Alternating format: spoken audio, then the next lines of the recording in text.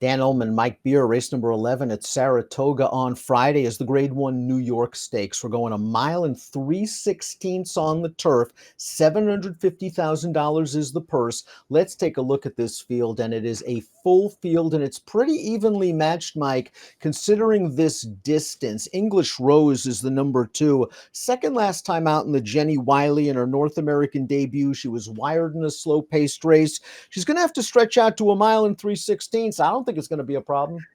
Yeah, I'm not worried about the distance either. We'll see if things maybe work out a little bit better for her. We'll talk about that Jenny Wiley more, I guess, as time goes on.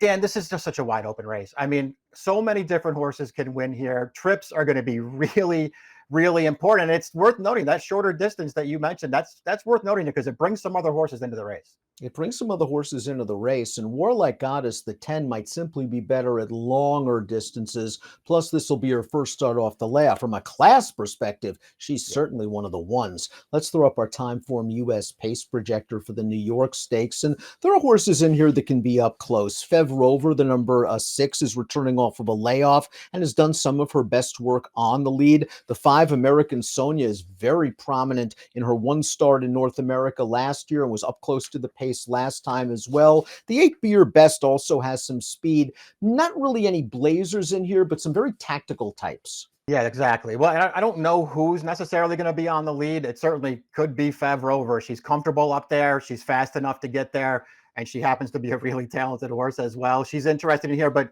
there are tons of horses with tactical speed in this race, and we'll just see what position everybody can get to that first turn, because that's going to be really important. A horse that might have to rally from out of it is the number 1, Mulich, 10-1 on the morning line for Chad Brown and Arad Ortiz. This horse was 4th last time out in the Sheepshead Bay as the favorite. It was kind of a disappointing performance for her, and now she's got to cut back. I wonder if she's better at slightly longer distances. On her best day, again, she classes up with these horses.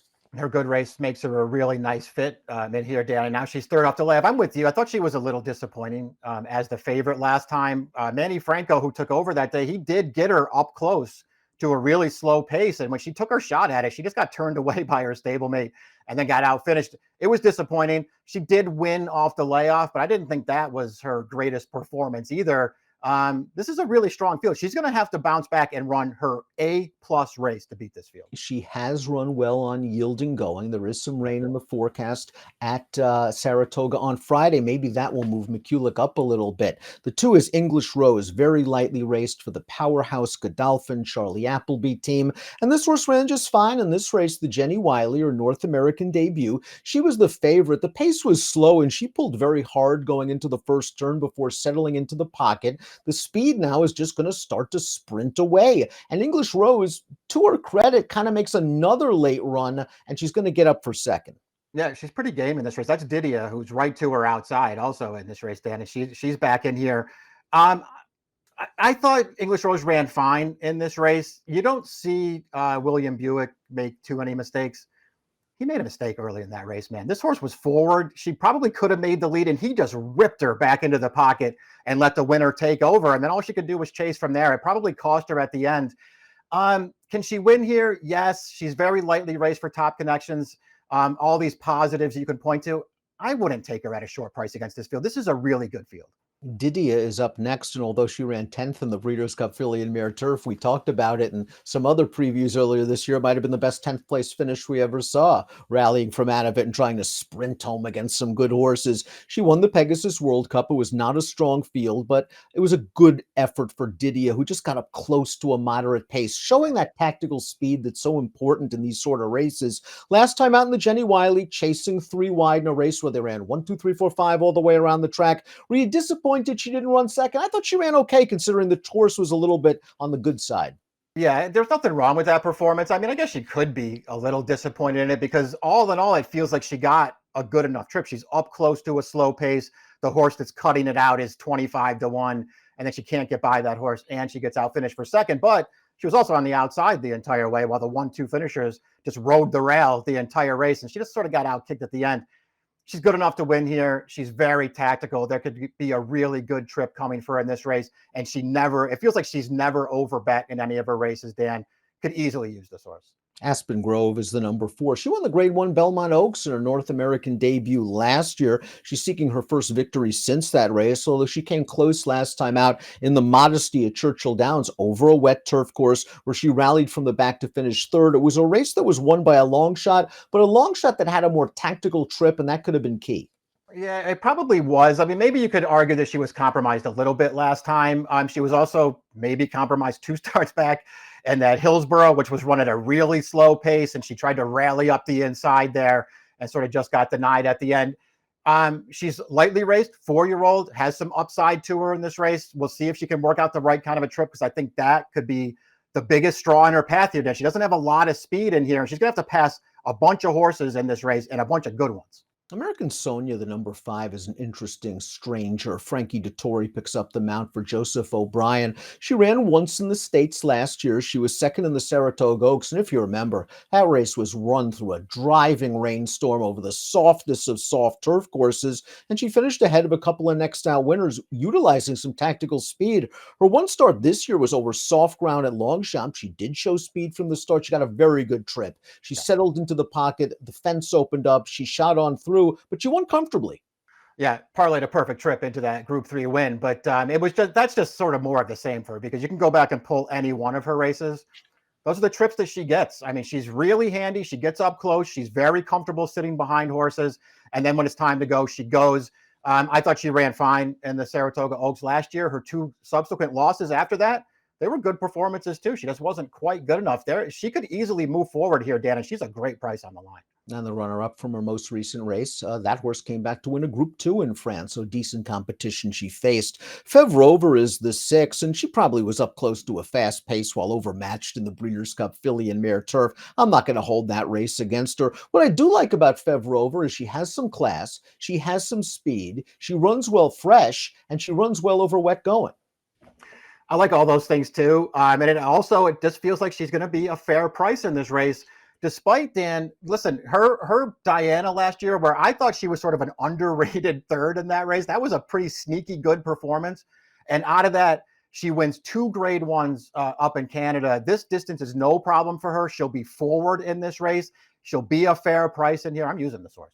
Nisi Marie, the number 7, has really improved for trainer Butch Reed, winning the Grade 3 Bogey last time out at a pretty nice price over a wet turf course. This was her first start of the year, and Nisi Marie has a long way to come. Thankfully, she got the pace to run at. These 2 horses that are on the front end right now, they hooked it up pretty early in this race, and neither one of them wanted to give in. So they wound up dueling, and they're pretty tired at the end of this race. Here comes Nisi Marie from the clouds, and she's going to nail these horses. We've seen her do this before, Dan. She'll sit back and she'll make one really big run, but this is a way tougher race than that last one, and she's going to have a bunch of horses in front of her at the top of the stretch in here. Be Your Best is very versatile from a running style standpoint. She made the lead in the American Oaks over the winner at Santa Anita. She got tired to finish second, but the horse that beat her, Anisette's one of the better filly and mare turf horses in Southern California. They ran her in the Buena Vista last time out. Didn't see much of an excuse. Thought the trip was there. She just got speed popped by Ruby Nell, who's pretty good when she gets loose. Yeah, that's true. I wonder if this is a filly too who doesn't really love cutting the ground, Dan. So we'll see how that all plays out. I don't really know what to do with her. I was a big fan of hers early on. I didn't love what she did as a 3-year-old last year, and I'm not convinced. I think the 1 3/16 might be okay for her, but I'm not convinced that longer distances are better for her.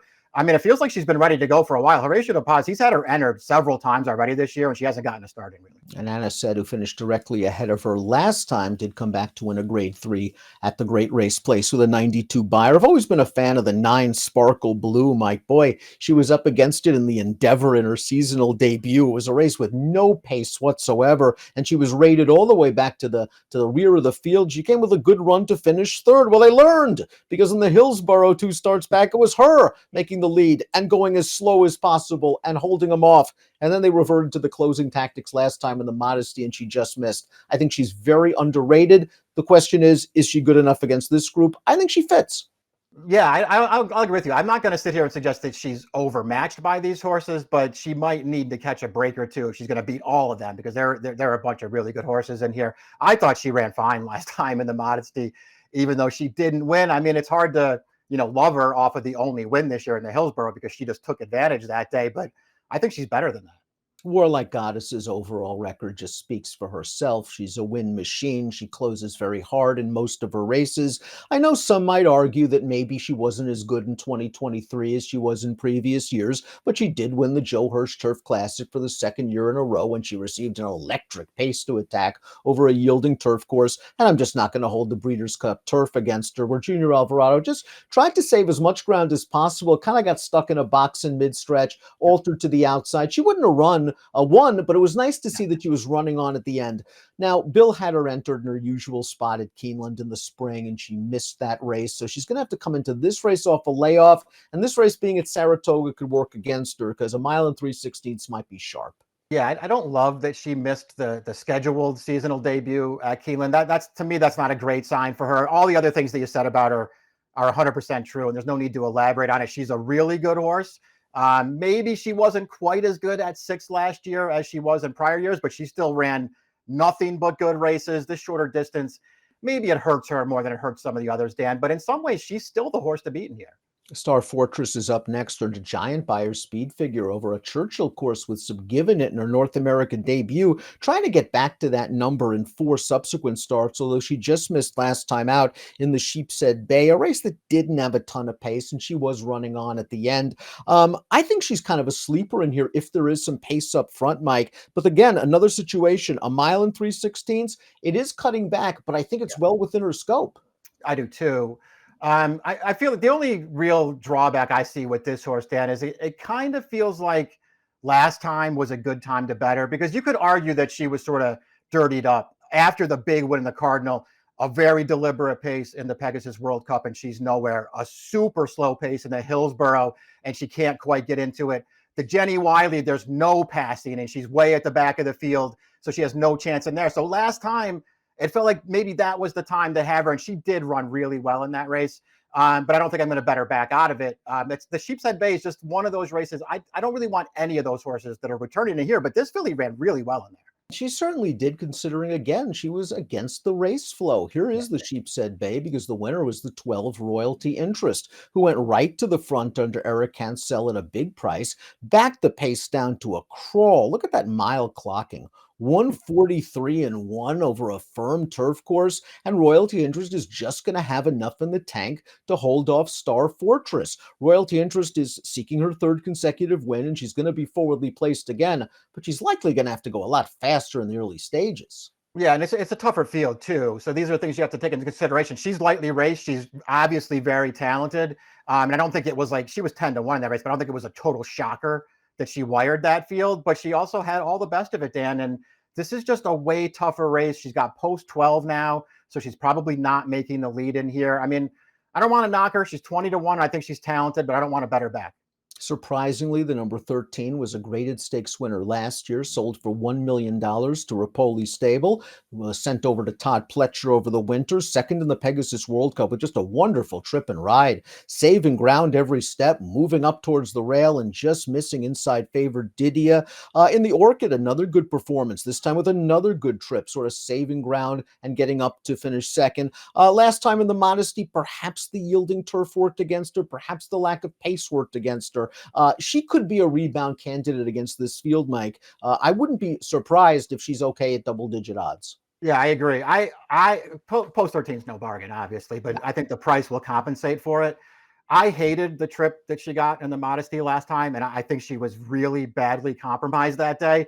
Her Orchid was good 2 starts back. First of all, I don't think a mile and a half is necessarily what she wants, but it's hard to handicap that race and then you watch it unfold, and she is behind McCulloch when that field comes to the top of the stretch. It almost seems like it's impossible, and she still almost got up there. I thought she ran an underrated race that day. I know that the trip ultimately worked out in the Pegasus World Cup Filly Mare Turf, but she still really ran that day. I just think she's really improved as a 5-year-old, Dan, and maybe she's a little dirtied up now.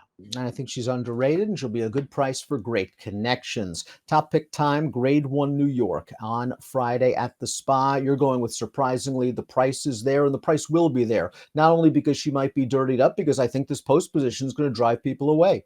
Yeah, I agree. Again, there's a lot of different ways to go in here. So I think you just want to, more than anything else, just keep an open mind about this race, and maybe don't settle for too short of a price. Surprisingly, post 13 or not, she's going to be a really good price in this race. And I do think she fits with these horses. I think when Warlike Goddess is at her best, she is the best horse in this race, but we'll see what we get price-wise, which is really the key. I don't want to take any less than 4-1 at this distance off of a layoff. I think American Sonia is a little bit interesting, especially if this course comes up wet, because she seems tactical. 13, 10, 6, and 3, 10, 2, 5, and 3 for me in the Grade 1 New York. Good luck.